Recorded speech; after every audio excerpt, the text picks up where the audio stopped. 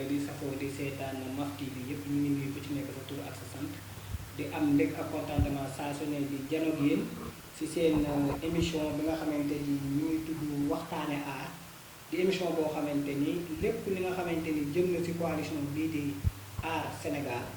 looloo mooy idée émission bi dinañ waxtaan li nga xamante ni mooy début tey nga xamante ni mooy suñu début émission dinañ waxtaanee pourquoi maanaam aar bi am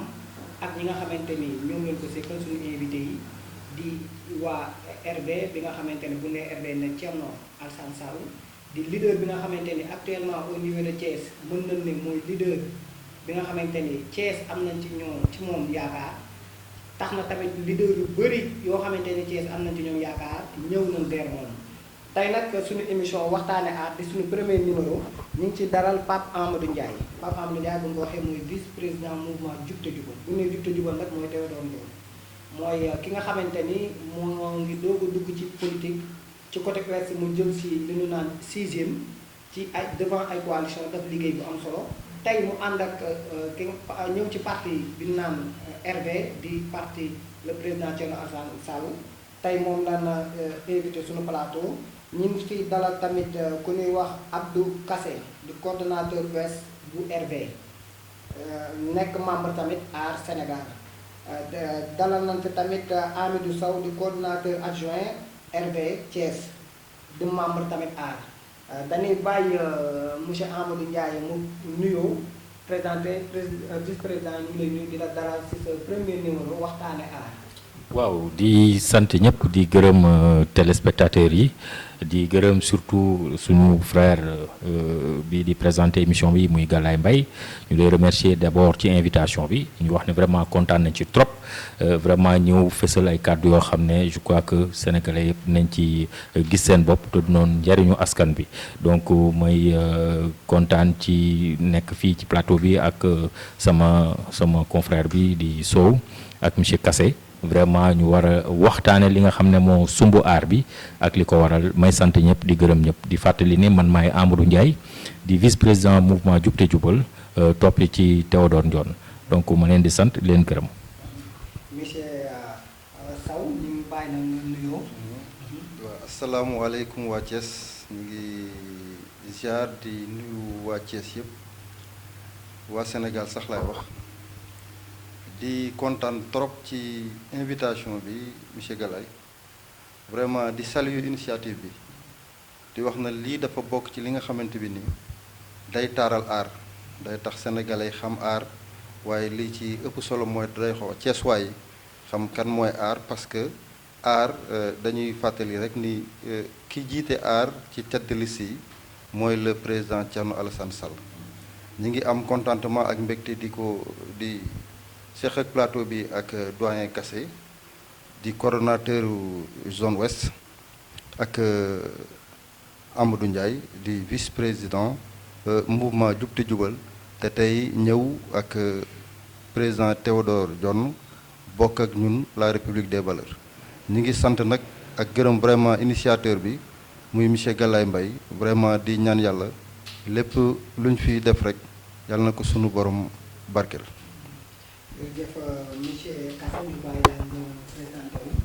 Voilà, merci. Donc Galaye ñu ngi lay remercier di la féliciter ci initiative bi nga xam ne dinañu permettre ñu waxtaanee Aar Sénégal nekk une grande coalition li ñu naan la coalition de l'espérance di nuyu suñu frère monsieur Ndiaye nekk Jub te Jubal di nuyu coordonnateur adjoint RV Hamidou Sow di nuyu aussi say téléspectateurs aussi ak say internautes donc di ñaan yàlla vraiment waxtaan bi tey mu am njëriñ pour tout le monde merci beaucoup. waaw monsieur Kassé ci yow la ni gis nañ coalition bi nga xamante ni tey jii le président Thierno nga xamante ni tey bu ñu nee Thiès am nañ ci moom yaakaar. parce que bu ñu xoolee jóge nañ ci ay élection locale. bu ñu doon wax ci parti. mooy parti bi nga xamante ni moo jël pays ndax ñu ko raw ak coalition lan te distance su score bi demeewul noonu. kon Thiès dañoo bàyyi xel kii di le président Thierno. naka ngeen def ci travail bi nga xamante ni am na après local yi pour jëm ci li nga xamante ni mooy législative bi nan moo composé coalition bi nan ngeen travaillé ba réussir bii coalition nga xamante ni amul benn leader boo ciy tudd di am looy xel ñaar ci moom loolu na tey ji Sénégalais yaakaar ak leader yi ñu bëgg tey ji dafa daje ci aar nan la ngeen réussir loolu en tant que coordinateur. Merci Galaye xam nga coalition bi jékki-jékkiwul rek juddu parce que booy def tuuti historique Sénégal da ngay jàpp ni depuis l'indépendance Sénégal booy xool booy def un rapport sur les bons que le Sénégal a fait, tu te rends compte que Sénégal développé wul tellement, c'est-à-dire développement des na te ñun dañoo hérité du système colonial, une constitution bu nga xam ni dafa jox le plein pouvoir au président de la République. Pratiquement il a toutes les cartes. Mën nañu sax ne am nañu sax une certaine mainmise sur le pouvoir judiciaire. Assemblée nationale en général majorité moo fay nekk te ñun ñëpp on a constaté que depuis que le président Macky Sall est là ñaari législature jàll na booy xool législature yi nga xam ne ñoo gën a ñàkk solo pour rafetal ñaar yooyu ci la bokk parce que tout simplement député yi la lañ fa nekkee xastante xeex xuloo ñii ñu leen di tudd ci ay trafic de visa de passeport diplomatique autant pour moi ñii ñu leen di tudd ci ay blanchiment d'argent et cetera ñu ñaawal suñu assemblée Sénégal mérité wul loolu le président Thierno Alassane Sall waxtaan ak ay naataangoom ñoom Abdourahmane Diouf ñoom Thierno Bocoum ñoom juge Dème ñoom Cheikh Omar Sy ak ñoom Théo ñoom ñëpp ñu waxtaan seen biir gis ni jóg jot na c'est-à-dire il faut mettre en place une coalition crédible composée de personnalités de leaders de chefs de parti yu nga xam ni am nañu moralité am nañu éthique ba pare nit ñi respecté nañ leen boo jëlee damay jël rek benn par benn ngeen may ma boo jëlee par exemple juge Dème magistrat la woon il a démissionné il a même dit il démissionne d'une justice qui a démissionné parce que tout simplement dem na ba un certain moment gis na ni li xew ci justice dem na ba sénégalais yi gëmatuñu suñu justice parce que ñu bëri sax dañ naan c'est au Sénégal nous avons une justice à deux vitesses dafa am justice bu nga xam ni dafay ànd ak ñi fi ne ak justice bu nga xam ni day xeex ñi nga xam ni amuñu doole boo àndeek nguur gi ñu protéger la boo ànduloon nguur gi ñu ne wala doole ak yeneen yu nga xam ni moo tax moom mu jël sur lui la décision de démissionner mu nekk événement bu nga xam ni ñëpp dañ koo rafetlu loolu yombul nga sacrifier sa famille et cetera boo jëlee Thierno Bocoum defe naa législature bu 2012 ou 2013 xaw ma fàtte naa ban la ci bu 12 bi il fait partie des meilleurs députés de par son courage sa disponibilité il est toujours à l'Assemblée di liggéeyal di xeexal pour askan bi loolu la ko ñëpp xamee son parti kenn xamalu ko njuuj njaaj ñoom ñëpp ñi ma cité ñi ñëpp kenn mosu cee def scandale boo ci jógee nga dem ci Cheikh Omar Sy moom tamit il fut député mu def mandat bu mucc ayib ñëpp xamee ko ci jub di toppatoo askan bi di xeexal askan bi boo ci jógee nga jël Théodore Ndione ñëpp ko xam ci social kenn mosu ko xam ci njuuj njaaj mi ngi dimbali à partir de son auto-école mi ngi jàppale les jeunes ñi nga xam ne dañoo am ay difficultés pour fay pour ñu defal leen formation conduite mi ngi leen di jàppale à Thiès mi ngi jàppale nu mu tudd les ASC di leen pousser pour que vraiment que toutes les associations sportives et culturelles à Thiès jëm kanam donc ku mel noonu ñëpp di ko dégg fii à Thiès te kenn dégg ko ci ay scandale kenn dégg ko ci lu nga xam ne dafa jàdd yoon. Donc ñooñu ñoo formé booy xool aar ñoom nag ñu jël la confiance jox ko le président Thierno Alassane Sall ne ko yaa suñu tête de liste parce que dañoo gis ci Thierno Alassane Sall ay qualités yu nga xam ni des qualités qui sont rares très rares waxuma la sax au Sénégal mais en Afrique dëgg bu jotee dañ koy wax. Parce que le président Thierno Alassane Sall APR la woon membre fondateur def ànd ak président Macky Sall def le tour du Sénégal recueillir toutes les doléances des Sénégalais et cetera ñëw pour tabax Sénégal bu bees mais avec son compagnonnage avec Macky Sall il s'est rendu compte que moom ki mu yaakaaroon ki nga xam ne yaakaaroon ne mën na ànd ak moom pour defar Sénégal du waaja parce que ki mu yaakaaroon kooku ay intérêt boppam la fi nekkal intérêt famille ak intérêt étranger yi c'est ça la réalité. Donc mu préfère génn former son parti RV mais ci compagnonnage am ak le président Macky Sall on peut retenir deux hauts faits c'est-à-dire ay actes de haute portée patriotique yu mu posé. Le premier dans le premier gouvernement de Macky Sall Thierno nekkul ministre dañ ko nommé DG ARTP te bi ñu koy nommé sax dañ ko wax choisiral entre ARTP ak port il a choisi ARTP parce que ARTP loolu la xam. Et pourtant, pour le traitement salarial était exorbitant, 20 millions par mois. ARTP, 14 millions. Il a préféré ARTP. Déjà, c'est un acte. Qui intéressé. Ensuite, il dit au président Macky Sall, nous avons une gouvernance sobre et vertueuse. Donc, on doit montrer le bon exemple. Sénégal, c'est un pays sous-développé. Amoulou alal. Bon, demain, au fond fin du Sénégal, nous avons rare. Comment nan lay mën a jël 14 millions di ko dugal sama kër alors que nit ñi amuñu lu lekk alors que dans certaines localités nit ñi amuñu sax ay ambulances pour évacuer les femmes enceintes etc. Donc je propose qu'on diminue les salaires des DG jële ko ci fa mu ne wàcce ko ba 5 millions xam nga ni loolu lu yombul ci adduna bii bu nga xam ni Sénégal bii bu nga xam ni ñëpp pratiquement ku nekk yaa ngi ñefe pour am alal pour tekki. Le dernier acte qu'il a posé bi nga xam ne li ñaan la goutte d'eau qui a fait déborder le vase c'est avec le pétrole les contrats pétroliers. Donc il s'est dit que moom il ne signe pas le contrat entre Total et Sénégal parce que tout simplement l'offre de Total est inférieure aux autres offres. BP joxe na lu ëpp lu Total joxe Cosmos joxe na lu ëpp lu Total joxe pourquoi ñu koy imposer muy signer le contrat avec Total parce que Total c'est les Français. Macky a voulu travailler avec les Français mais seen offre dafa tuuti on parle de 10%. 10% mooy 10 000 bu ne Sénégal 10 000 la ci am ñoom ñu am ci 90 000 pour une ressource bu nga xam ne ñun ñoo ko moom dañ ci war a profiter pour développer le Sénégal donc ça pose problème. Donc il n'a pas voulu signer parce que tout simplement ce sont les intérêts du Sénégal qu'il met en avant au profit de son propre intérêt. Donc yooyu mu nekk ay actes forts yu nga xam ne sénégalais yi ràññee nañ ko donc ils se sont dit que cette coalition là c'est la coalition de rêve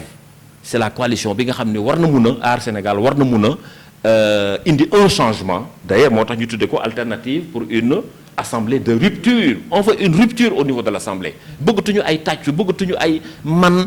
li président wax loolu laa wax non ce qu'on veut mooy des députés qui sont là pour le peuple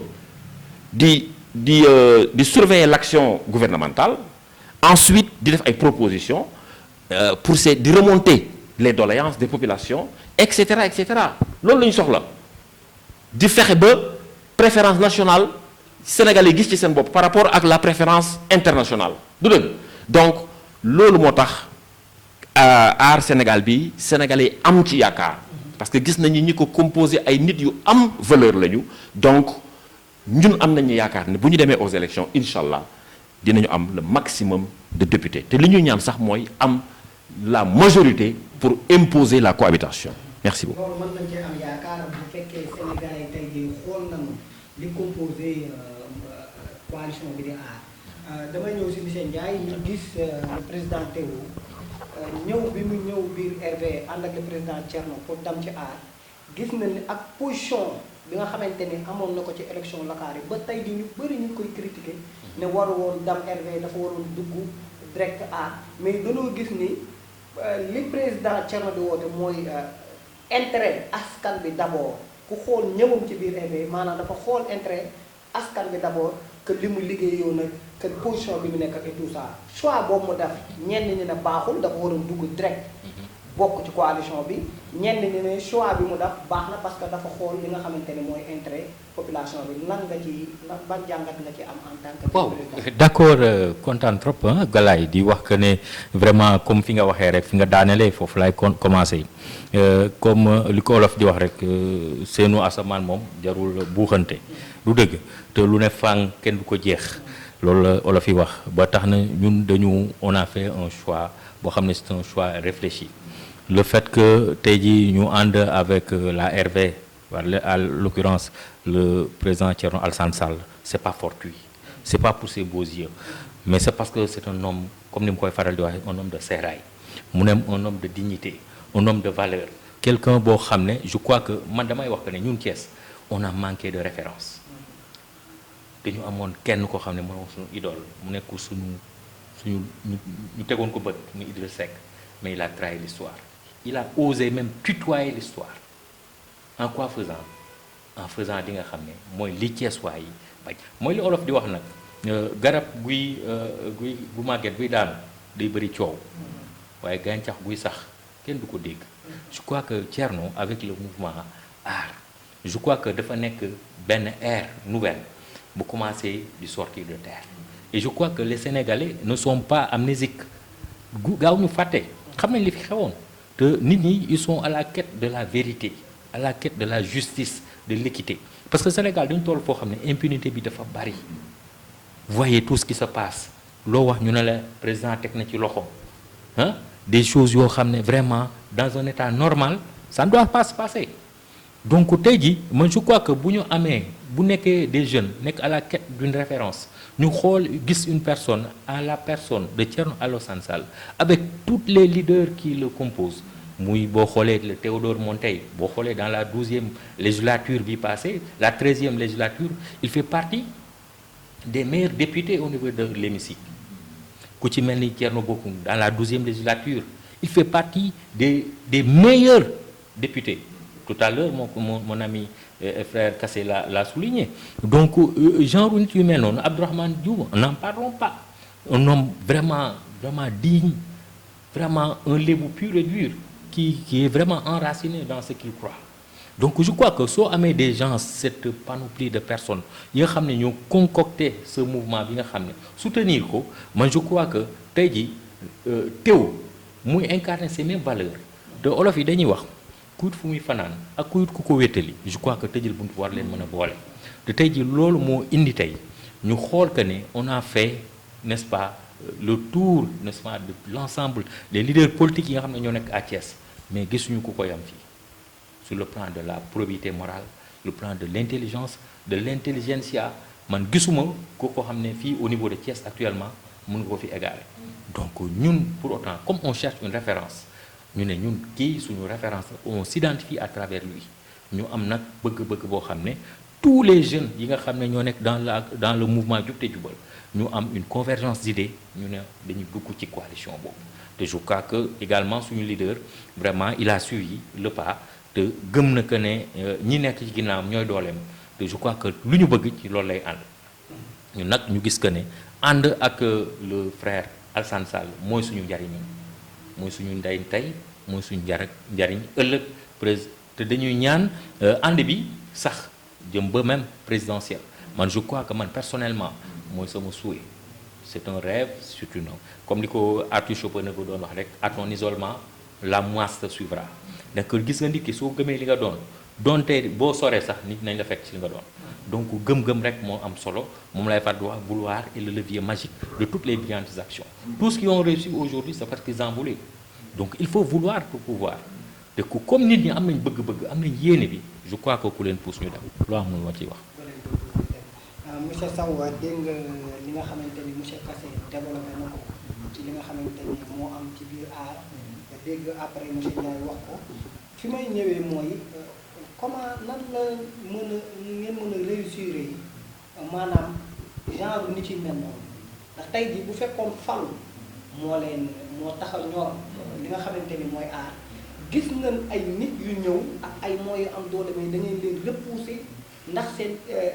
seen identité moo dëppoowul ak li nga xamante ni loolu la aar woote naka ngeen mën a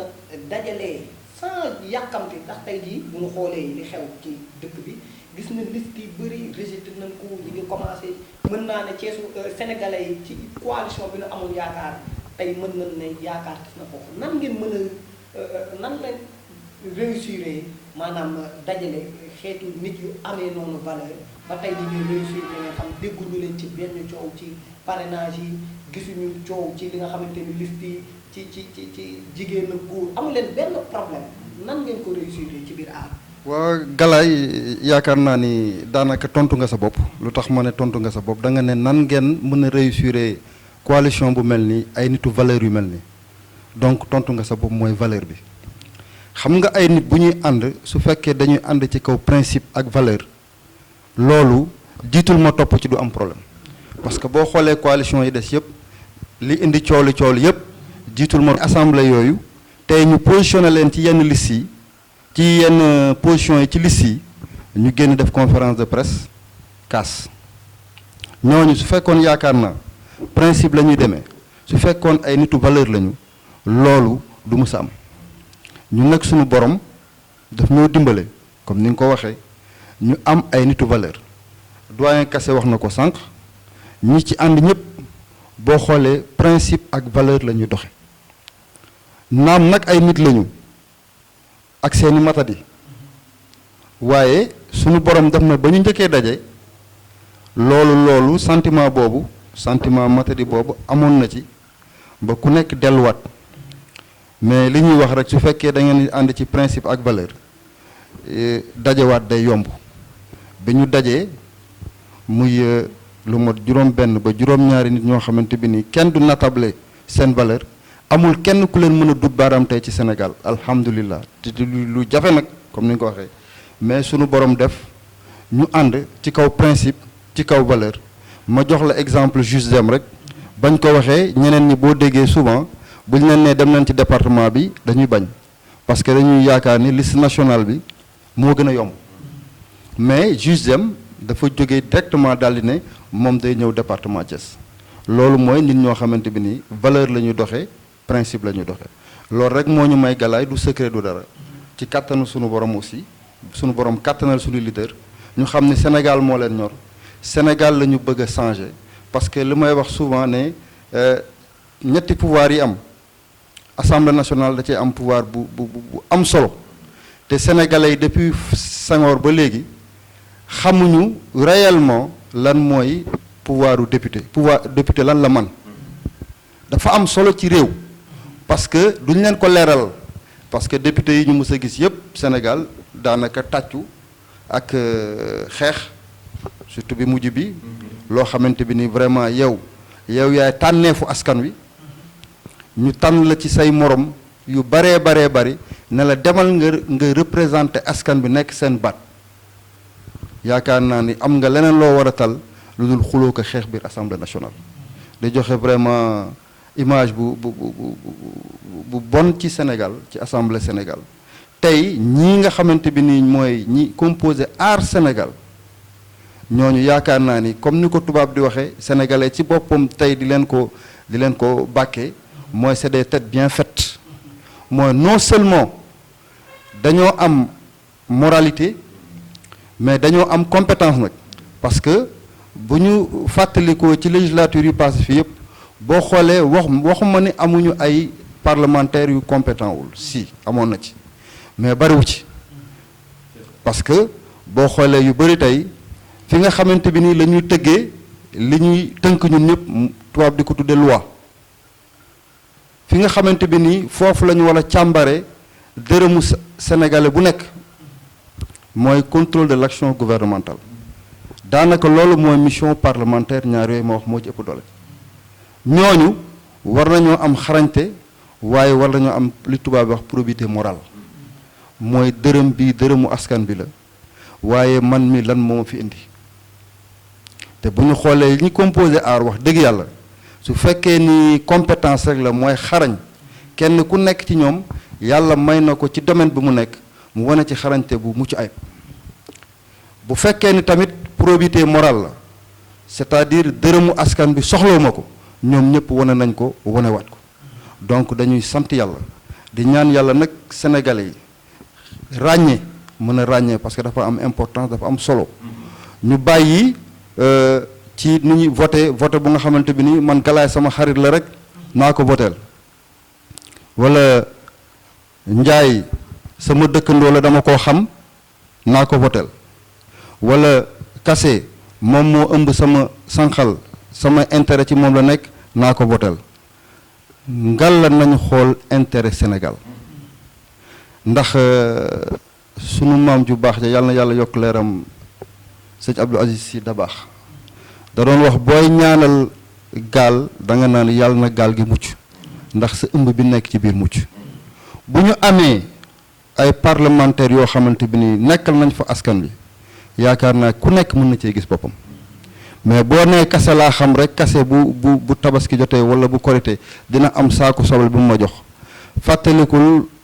jigéen bi nga xamante bi nii mi nga fële ci Makka Koulibantang ëmb ba diis war a dem ci dispensaire ñu teg ko ci saret mu ñàkk bakkanam ci yoonam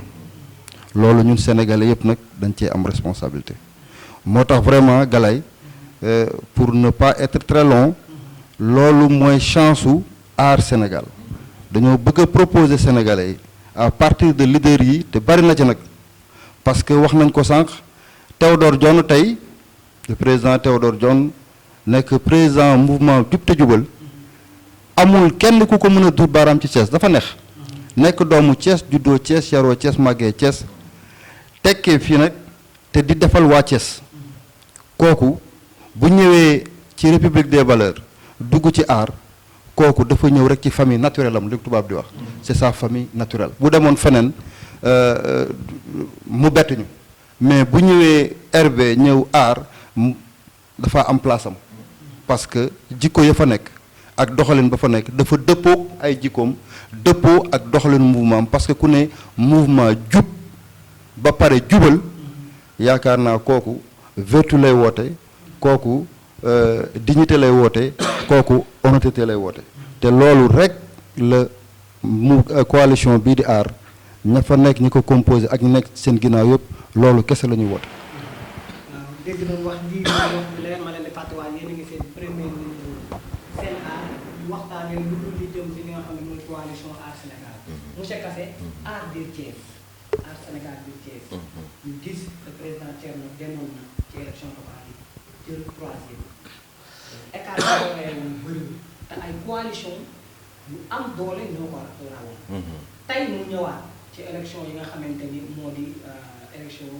député yi ak coalition bu am doole tey mën nañ ne bu ñu jëlee kenn rek muy le président Théodore Dione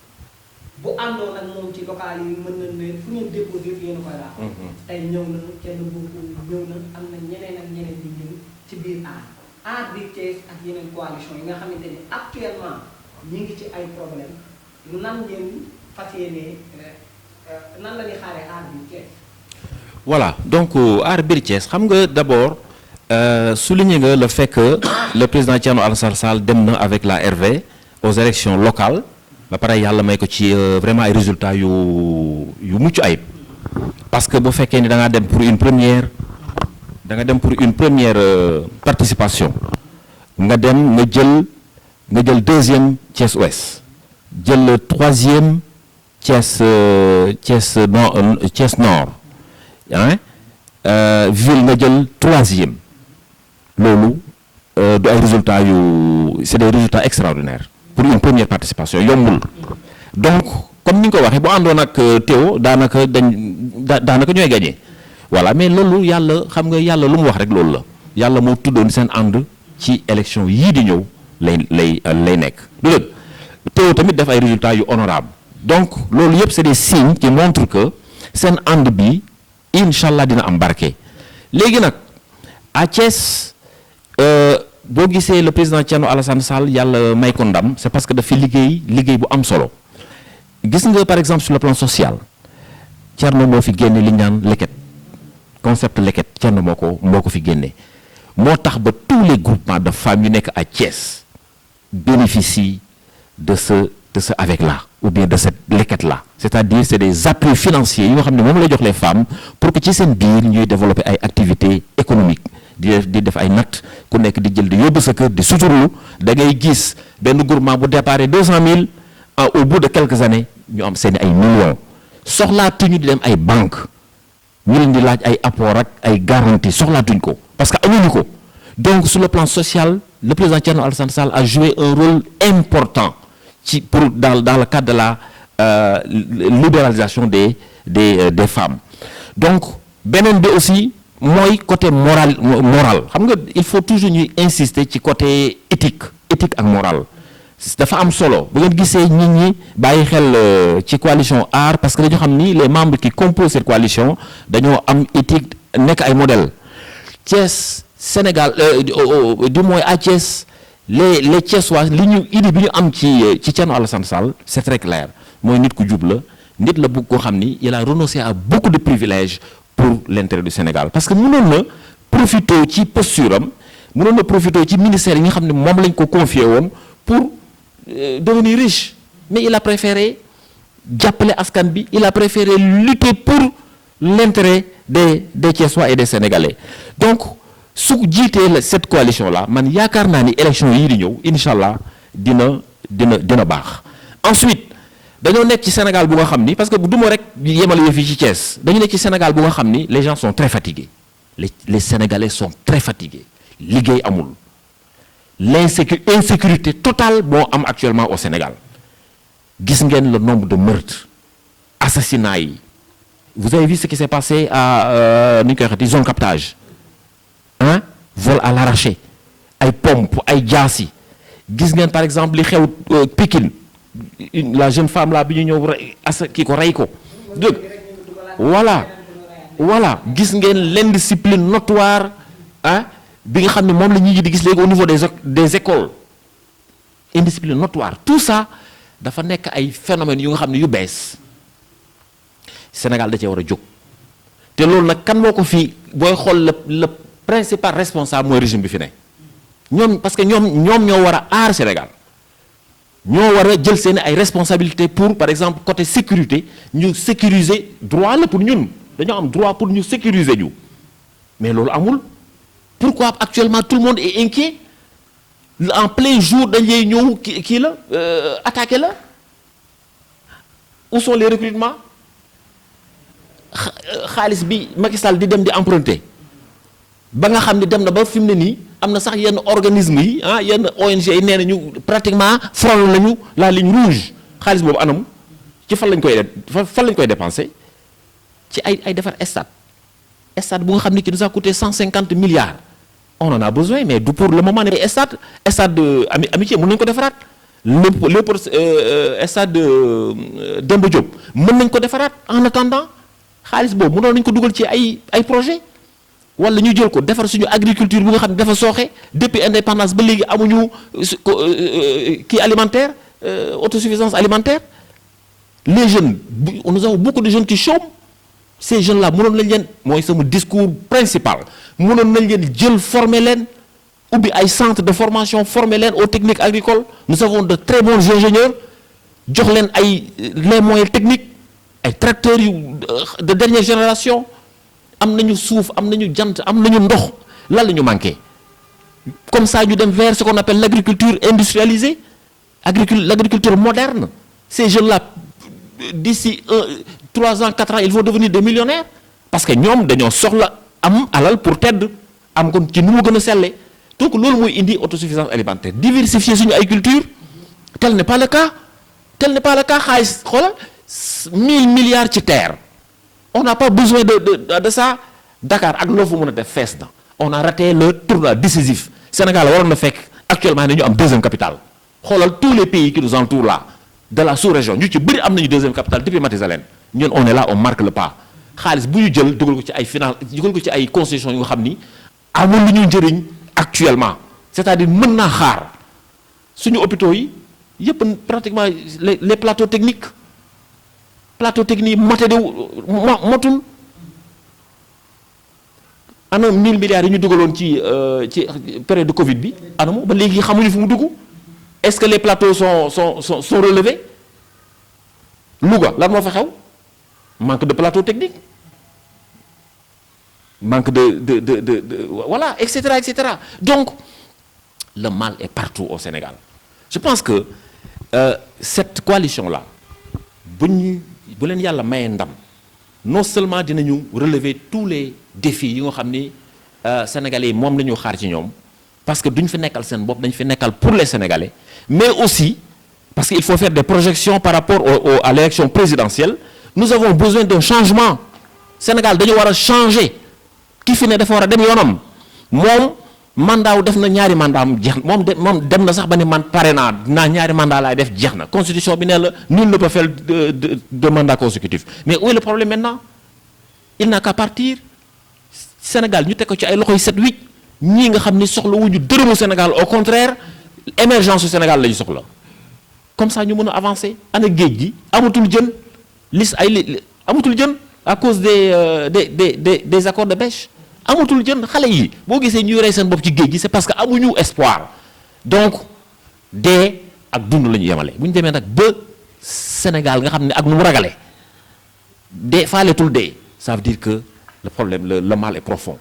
Le mal est profond et il faut relever le défi dès à présent te on peut compter sur ces personnes-là pour relever le défi. Jërëjëf. Monsieur Sow ci yow laay ñëwaat gis nañ coow li nga xamante ni am na ci biir yenn coalition yi yaakaaru Sénégal yi tey yëpp mi ngi ci aar rawatina fii nga xamante ni moo di région bu Thiès. Thiès mën nañ ne seen yaakaar fenn rek nañ ko teg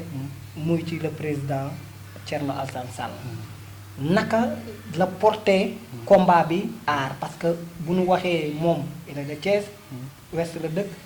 ñu def ko tête de liste Thiès yaakaar ci moom ak ki nga xamante ni moo fi newoon te mën na ne ñu bëri tey jii gauche nañ ko moom nan ngeen porté combat bi yéen en tant que militant de RV ndax tey jii bu ne RV combat aar yéen a ko porté naka ngeen koy porté au niveau de Thiès. Merci Galaye di ko porté rek ci porté bu yomb lu tax mu yomb parce que ñi ñu àndal ñoo neex a yenu ñoo neex a gàddu ñoo neex a wone ndax boo àndee nit ku jub nit ñu dëggu nit ñu am fulla ak fayda ñooñu wone leen dafay yomb te ñoom ñëpp nag ñuy doomu Thiès damay wax waa Thiès waay ni seen ñetti doomu Thiès yu am fulla am fayda am jom ñoo nekk ci aar muy Théodore Dione di doomu Thiès comme ni ma ko waxee sànq juddoo fi yaroo fi màggee fi muy Thierno Alassane Sall di doomu Thiès juddoo fi yaroo fi màggee fi muy juge Dème bi nga xamante bi ni tey mooy tête de liste départementale. Donc ñett ñooñu dañoo neex a wala galay donc ñett ñooñu dañoo neex a mënal combat ba tax na comme ni nga ko waxee nii ni ñu doon mobiliser wu rek la ñuy mobiliser wu incha allah am nañu ci organisation bu solide ci Thiès. moo ñu tax tey ñu def résultat yi ñu ànd ak nag keneen koo xamante bi daf ñoo gën a dooleel mooy le président Théodore Dione yaa ngi koy wax sànq sa biir wax ne ci nombre de voix yi 200 la écart bi ma préciser ko tey moom mu am 1030 voix yaakaar naa bu ñu boole woon ñaar yooyu d'une manière arithmétique donc tey dinañ ñëw lu mu néew tey dañu naan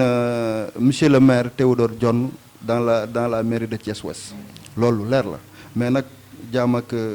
bëgg-bëggam sunu borom ak dogalam moo tax ñuy woo Thiès waa yëpp di leen xamal ne le jot na nag ñu wone Thiès ñooy ñan di dëkku bañkat di dëkk boo xamante bi nii pendant 20 ans am na ku fi nekkoon Thiès di souffrir projet yëpp taxaw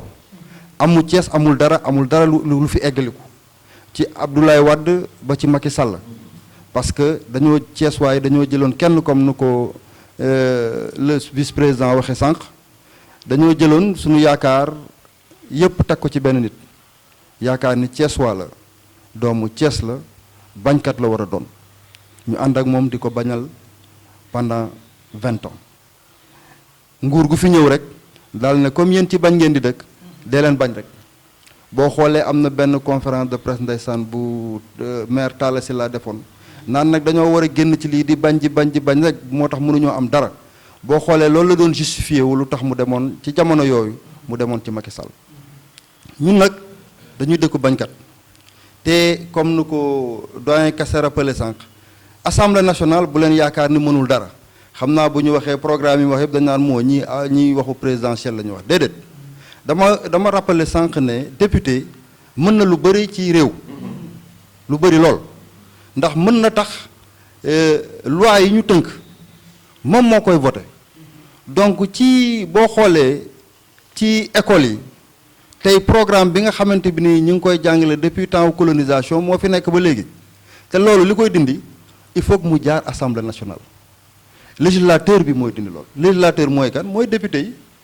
boo xoolee ci yi mi ngi wax ci plateau de santé yi ñu relever plateau de santé yi mais bu ñuy voté budget damay fàttali ni sénégalais yi nii da ngeen di gis ministre bu nekk day ñëw taxaw laaj waa assemblée nationale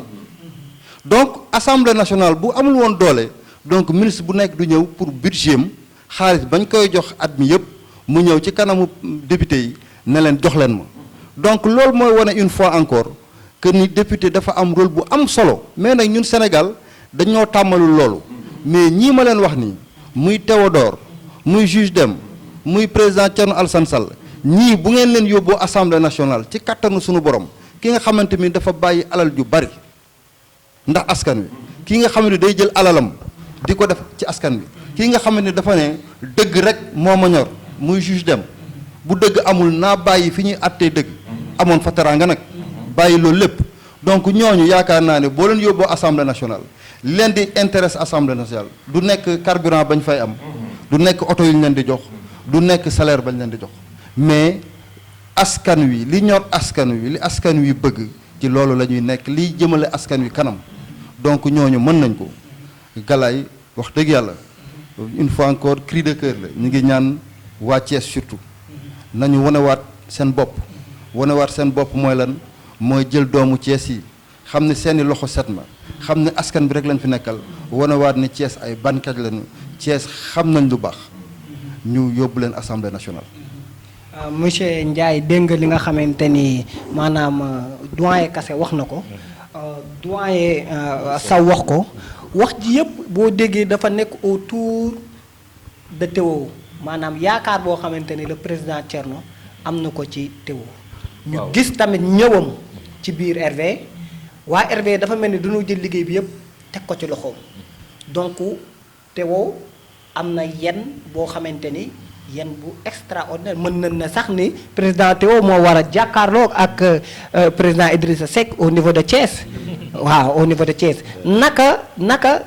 en tant que mouvement jubtu jubal ngeen ñëw biir RV loolu nga xamante ni RV daanaka mën na ne dañoo jël liggéey bi yëpp teg ko ci ndoddu Théo bi comment faire ak seen ni ngeen ñun ñëwee rek RV ak kii ànd doon benn ba mënoo xam kii RV la newoon kii jubtu jubal la newoon. naka ngeen porté combat bi foofu sax laa doon bëgg a ñëw. parce que su doon sama sago dootoo waxati sax mouvement jubtu jubal pardon dama bëgg rek ñu wax RV. tey jii dañu jël seen frère muy le frère Théodore Ndione ñu ne ko tey jii duñu bëgg nga nekk ci à la tête de cette campagne je crois que loolu man wax naa ko nee naa ko ce n'est pas une honoration mais c'est une lourde responsabilité te man la joo gis du yow le moi ay Aïssa ah koo gis ñu naan man la rek du yow bu la ko nit ñee yow la nag ngay soog a xam ne yow donc yow la bi ñu ko wax c'est parce que je crois que liggéey na ko fi wane na ko fi ci dévouement am ay le fait qu'il soit un homme vraiment très dégourdi mu gëm que ne fii Sénégal liggéey rek moo lay tax a am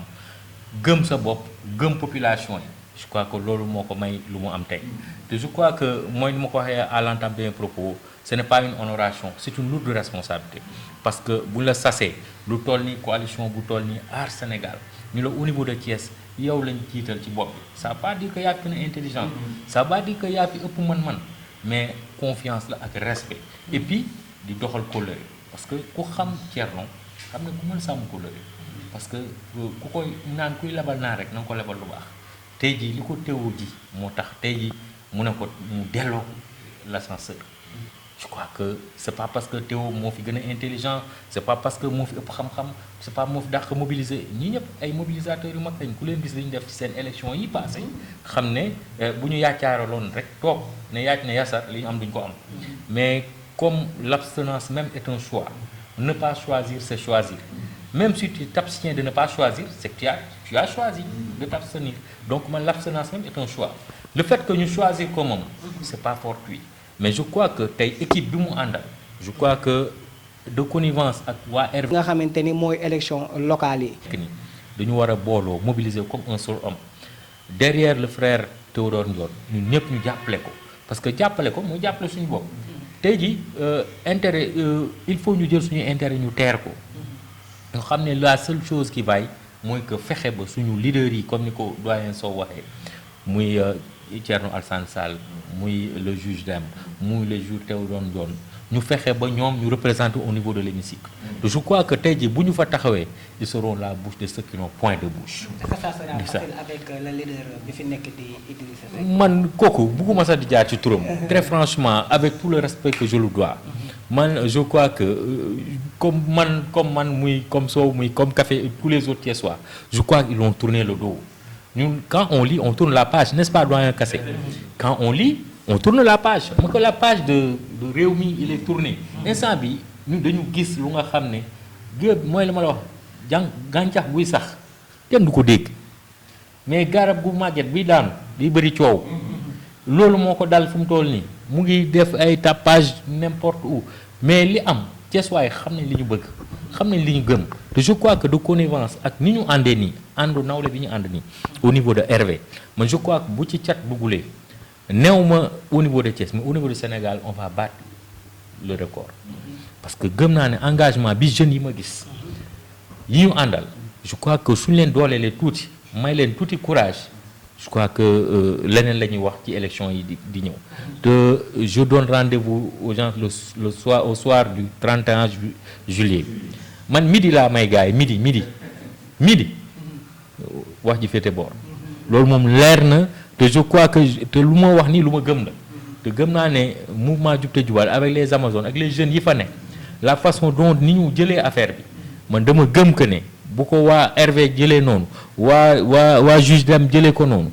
tous les autres membres yi nekk ci coalition bi jëlee ko noonu je crois que fii au niveau de Thiès waxuma la sax Sénégal mais au niveau de Thiès moom fii dama naan mokk na rombax li Abdou Diouf doon wax donc loolu daal laa am ma ci wax di ñaaxaat vraiment tous les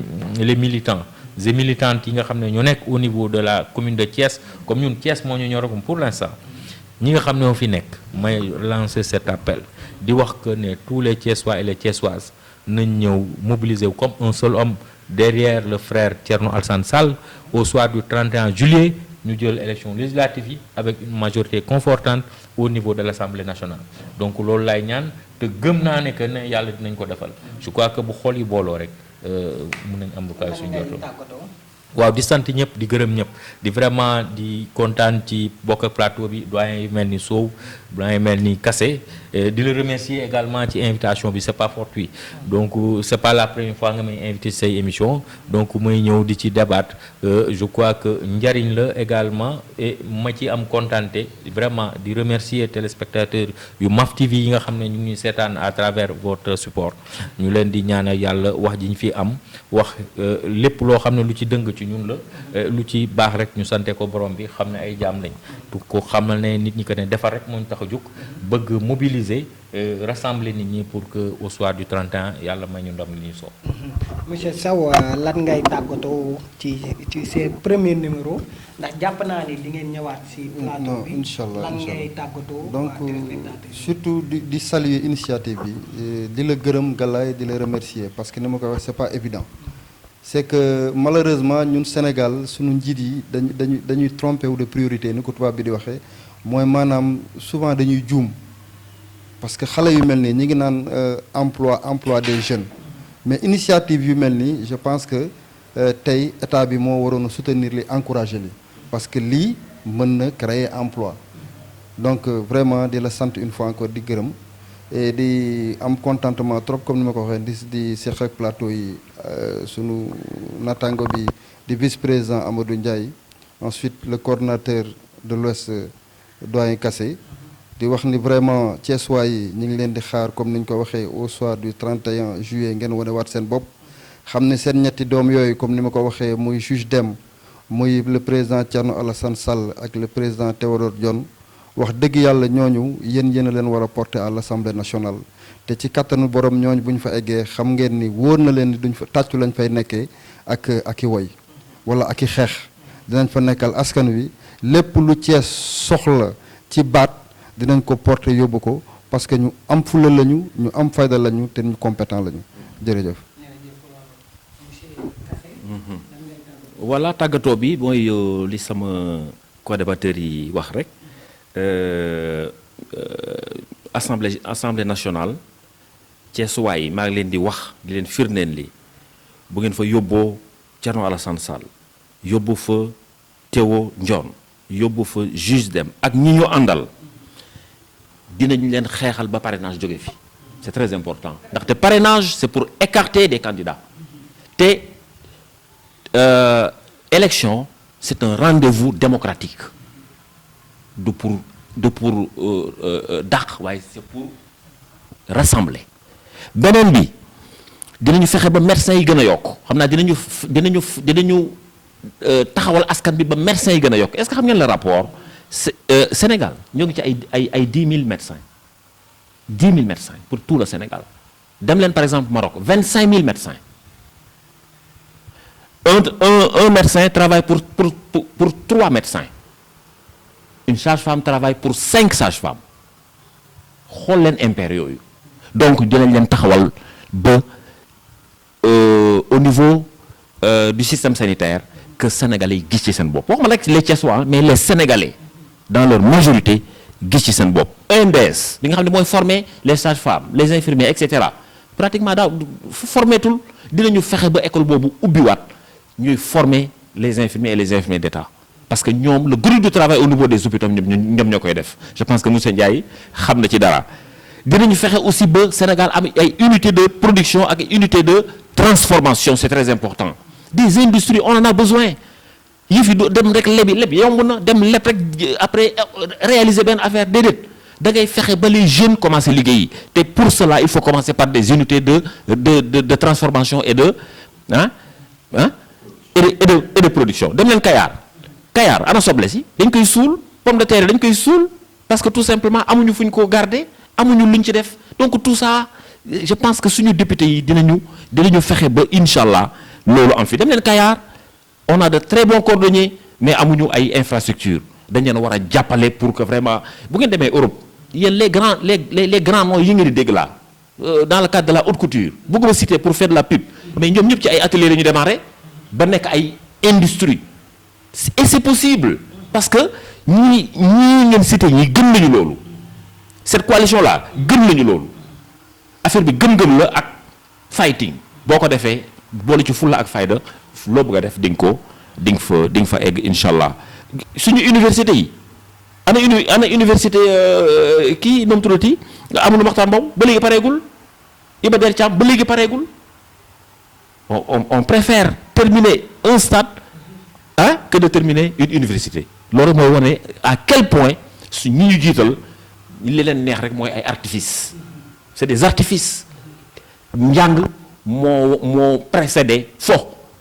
ñoo ma stade bi baaxul de mais moo ko précédé du dëgg donc yii yëpp di ngeen gis impair yi yëpp ñii bu ñu leen taxawalee assemblée dinañu xeex parce que Sénégal jóg taxaw ñu relever tous les défis yi nga xam ni ñoo fi ne Galaye ñi ngi lay sant di la gërëm maa ngi remercier monsieur Ndiaye di remercier suñu coordonnateur adjoint monsieur Sow di ko remercier mi ngi def liggéey bu am solo au niveau de la RV macha allah donc ñu ngi lay remercier bu baax yow ak coordonnateur Raoul voilà vraiment di ñaan yàlla vraiment yàlla may ñu ndam merci beaucoup. waaw di gërëm ñëpp di nuyu ñi nga xamante ni ak gërëm ñoom lañ amoon tey comme invité ci seen premier numéro waxtaanee aar muy émission boo xamante ni. du wax ci lu dul li nga xamante ni mooy coalition Aar Sénégal tey ñu dalaloon fi Pape Amadou Ndiaye nekk vice président mouvement Jug te Jugal di membre ci biir Aar Sénégal ak Abdou Kassé coordonnateur USRV